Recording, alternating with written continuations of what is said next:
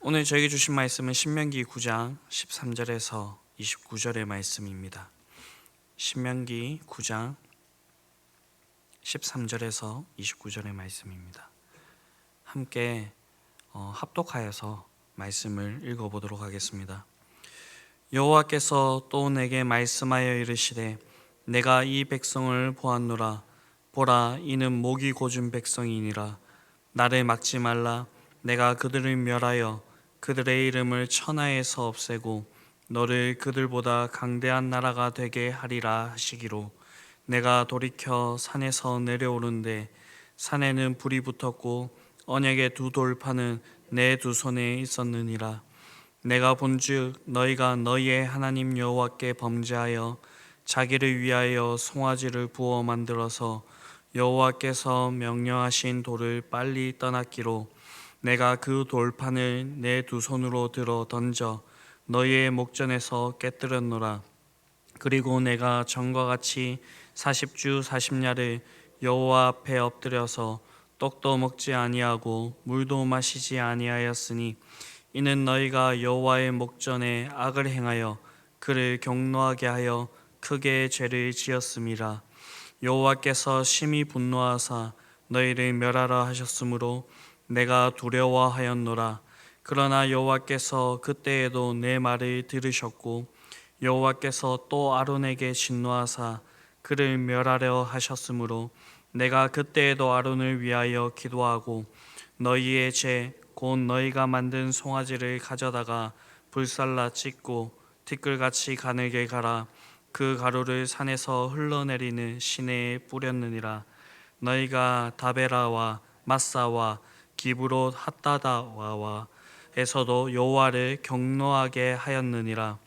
여호와께서 너희를 가데스 바네아에서 떠나게 하실 때에 이르시기를, 너희는 올라가서 내가 너희에게 준 땅을 차지하라 하시되, 너희가 너희의 하나님 여호와의 명령을 거역하여 믿지 아니하고 그 말씀을 듣지 아니하였나니, 내가 너희를 알던 날부터 너희가 항상 여호와를 거역하여 왔느니라. 그때에 여호와께서 너희를 멸하겠다 하셨으므로 내가 여전히 40주 40야를 여호와 앞에 엎드리고 여호와께 간구하여 이르되, 주 여호와여, 주께서 큰 위엄으로 속량하시고 강한 손으로 애굽에서 인도하여 내신 주의 백성 곧 주의 기업을 멸하지 마옵소서. 주의 종 아브라함과 이삭과 야곱을 생각하사 이 백성의 완악함을 악과 죄를 보지 마옵소서. 주께서 우리를 인도하여 내신 그 땅 백성이 말하기를, 여호와께서 그들에게 허락하신 땅으로 그들을 인도하여 드릴 만한 능력도 없고 그들을 미워하기도 하사 광야에서 죽이려고 인도하여 내셨다 할까 두려워하나이다. 그들은 주의 큰 능력과 표심팔로 인도하여 낸 주의 백성 곧 주의 기업이로소이다 하였노라. 아멘. 네, 오늘 본문은 어제와 이어서 이스라엘 백성들이 하나님을 거역한 사건들, 즉 호렙산에서의 우상 숭배와 다베라와 마사에서의 불평과 기브롯 핫다아와에서의 원망과 가데스 바네아에서의 반역을 회상하고 있습니다. 본문 13절에서 17절을 보게 되면요, 모세가 이스라엘 백성의 금송아지 사건을 목도하고 하나님으로부터 받은 그 십계명이 적힌 돌판을 내던져 깨뜨렸던 때의 그 일에 대한 회상입니다. 이 돌판은 하나님께서 친히 십계명을 기록하여서 모세에게 주신 것입니다. 그렇기 때문에 이 십계명 돌판의 중요성은 별도의 설명이 없더라도 이것이 아주 중요하다라는 것을 우리가 분명히 알 수가 있습니다. 그럼에도 불구하고 모세는 이러한 십계명의 돌판을 아낌없이 집어 던져서 깨뜨렸습니다.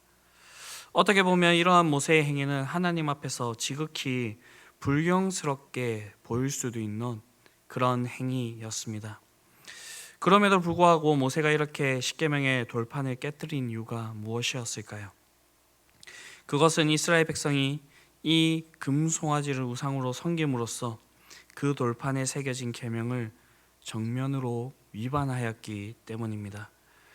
이 말이 무엇이냐면 하나님과의 언약을 스스로 파기하였다라는 것입니다.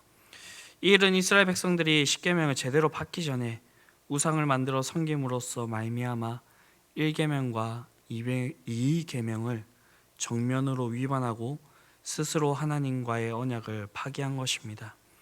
이런 상황에서 하나님께서 주어주신 이 십계명, 하나님과 이스라엘 백성들 사이에 맺어질 그 언약의 상징물이라 할 수 있는 그 십계명의 두 돌판이 무슨 소용이 있겠습니까? 그래서 모세는 전혀 망설이지 않고 그 언약의 돌판을 깨뜨렸습니다. 그 이후에 이스라엘 백성들과 하나님과의 관계가 다시 제대로 정립된 이후에 이 새로운 돌판을 받게 되는 십계명을 받게 되는 그 사건이 성경에 분명히 기록되어 있습니다. 이런 범죄한 이후에 21절을 보게 되면 하나님의 진노에 대한 모세의 사후 처리가 나오고 있습니다.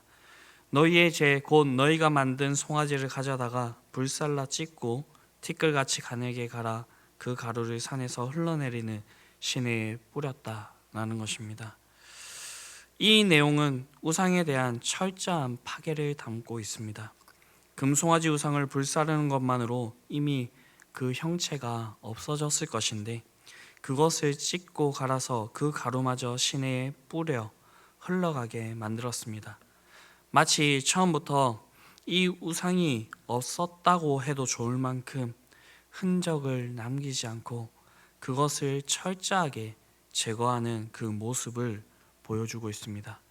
모세가 이렇게 한 것은 이 우상을 철저하게 파괴하고 이스라엘 안에서 완전하게 제거함으로써 하나님의 심판을 어떻게든 막아보고자 하는 것이었습니다. 여기서 우리는 한 가지 원리를 알 수가 있는데, 범죄하여 징계를 당할 때에 참된 회개와 함께 그 징계의 원인이 되는 그 죄악을 완전히 제거해야 됨을 알 수가 있습니다. 많은 분들이 베드로전서 4장 8절 무엇보다도 뜨겁게 서로 사랑할지니 사랑은 허다한 죄를 덮느니라 라는 말씀을 가지고 죄 지은 것을 이렇게 감싸주고 그 죄를 덮어주는 것이 사랑이라고 말씀하시는 분들이 있습니다. 물론 우리가 사랑해야 됩니다.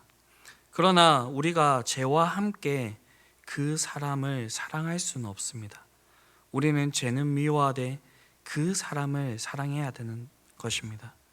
신대원에 있을 때에 서구권에 있는 나라에 있는 강사님께서 오셔서 간곡한 그런 부탁의 말씀을 남겼던 적이 있었습니다.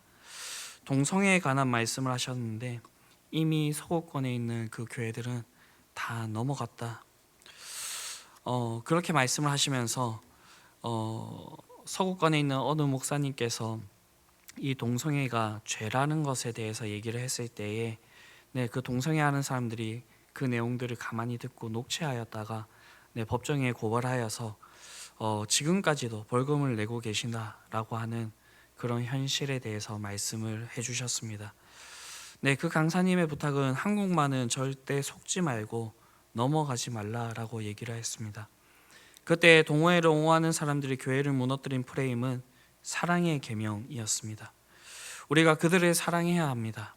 맞습니다. 그러나 그들의 죄까지 사랑해서는 안 되는 것입니다. 그들의 죄에 대해서 확실하게 죄라고 말해야 되고요. 그들을 진정으로 사랑한다면 그 죄로부터 돌이킬 수 있도록 그들을 도와주어야 한다는 것입니다. 한국 교회 안에서도 서로 사랑할지니 사랑은 허다한 죄를 덮는다라는 말씀으로 불법을 눈 감아주고 넘어가는 경우들이 있습니다. 그러나 그 사람이 진정으로 살아날 수 있는 길은 그 죄를 밝히고 그 죄의 문제를 철저하게 해결하게 될 때에 회복이 일어나게 된다라는 것입니다. 최근에 안타까운 소식이 들려왔습니다. 같은 범죄로 인하여서 징계를 받은 그런 소식에 들려왔습니다. 전에도 같은 죄가 있었는데 그 문제가 있었을 때 그 문제에 대한 밝힘이나 징계 없이 조용히 사역지를 이동을 했고요. 그 후에 같은 문제가 발생을 하게 되어서 이번 노회 때에 징계를 받게 되었다라고 하는 그 이야기가 들려왔습니다.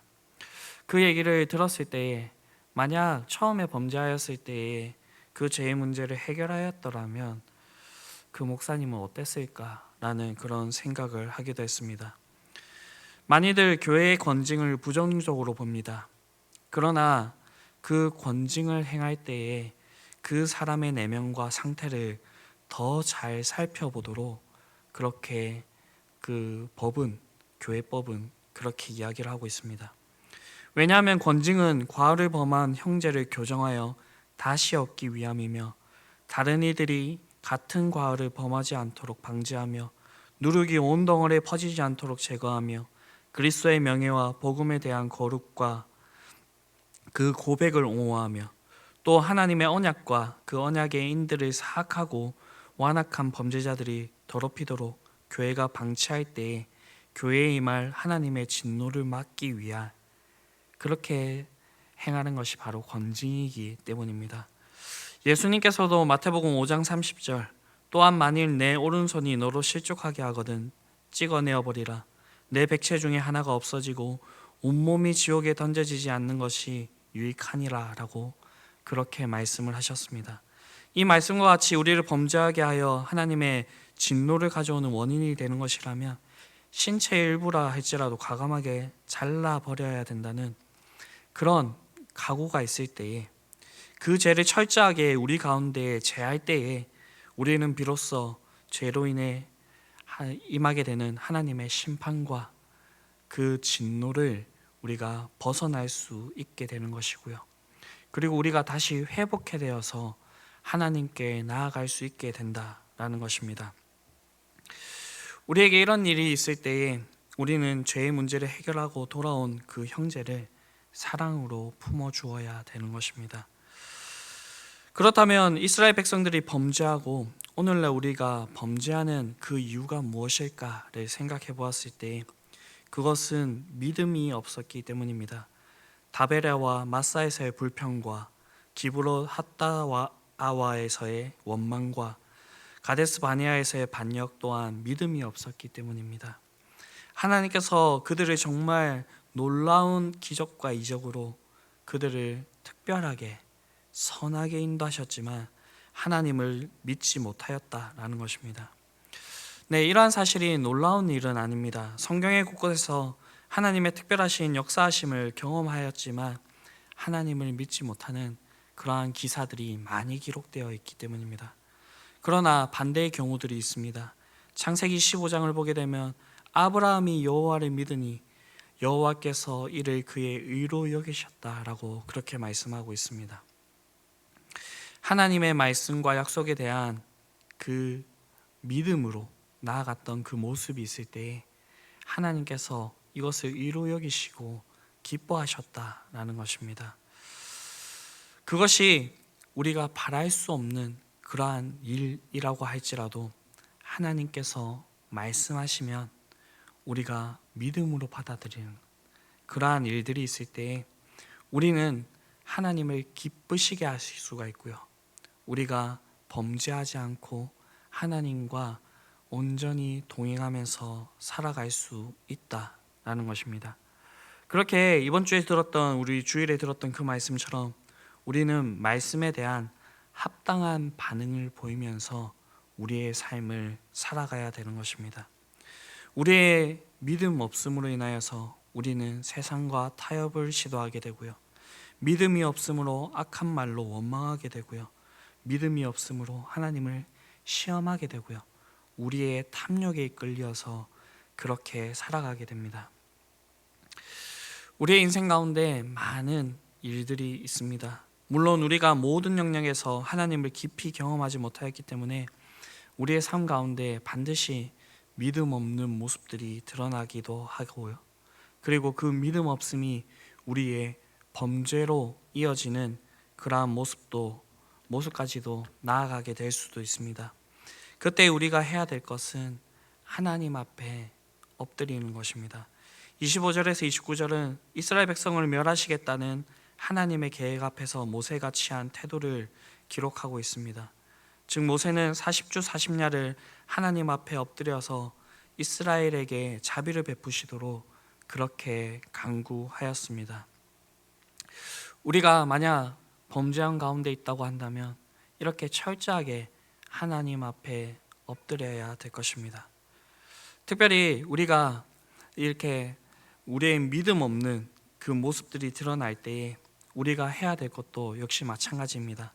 더러운 귀신 들린 자녀를 둔 아버지의 간구처럼 내가 믿나이다 나의 믿음 없는 것을 도와주소서라고 하며 하나님께 엎드리면서 나아갈 때에 하나님의 긍휼하심이 우리에게 임하게 될 것입니다. 하나님께 나아갈 때에 우리가 하나님께 철저하게 엎드릴 때에 하나님께서는 우리의 죄를 사하시고 우리에게 믿음을 더하시며 우리에게 크고 은밀한 일들을 보여주실 것입니다. 우리에게 있는 이 죄의 문제, 믿음이 없는 이 문제, 우리 인생의 가운데 일어날 수 있는 많은 문제, 그 문제의 해답을 찾는 가장 완전하고 빠른 길은 하나님 앞에 엎드리는 것입니다. 하나님께서는 오늘도 우리의 문제에 대한 계획을 가지고 계시며 우리가 이 문제를 하나님께 가지고 나아갈 때에 우리의 문제들을 해결해 주실 것입니다. 그 하나님께 온전히 엎드리실 수 있는 이 새벽, 그리고 하나님께 간구함으로 하나님과 온전히 동행하실 수 있는 오늘 하루를 살아가실 수 있는 저와 여러분들이 되실 수 있게 되기를 주님의 이름으로 축원합니다. 기도하시겠습니다. 사랑과 은혜가 풍성하신 아버지 하나님, 오늘도 우리에게 새날을 허락하여 주시고 새벽을 깨우며 주님 앞으로 나아오게 하심에 감사를 드립니다. 우리 속에 있는 여러 가지 문제들을 봅니다. 하나님 앞에 죄를 지은 그 범죄의 모습, 우리의 믿음이 없는 모습, 우리 가운데 여러 가지 삶에 있는 그런 문제들을 바라보게 됩니다. 오늘도 주님 앞에 온전히 엎드리며 나아가기를 원합니다. 이 모든 문제들을 주님께 내어 맡기기를 원합니다. 주님, 우리의 간구를 주님께서 들어주시고 주님께서 우리를 외면하지 마옵시고 이 문제들을 해결해 주시기를 간절히 원합니다. 그렇게 함으로써 우리가 온전히 주님을 의지하게 하여 주시옵시고 주님께서 우리를 붙들어 주셔서 우리에게 주어주신 하루를 온전히 주님과 동행할 수 있도록 하여 주시옵소서. 그렇게 하여서 우리가 주님만을 온전히 의지하며 붙잡고 살아갈 수 있는 그런 주의 백성들이 되게 하여 주시옵소서. 이 모든 말씀 우리를 구원하신 예수 그리스도의 이름으로 기도드립니다. 아멘.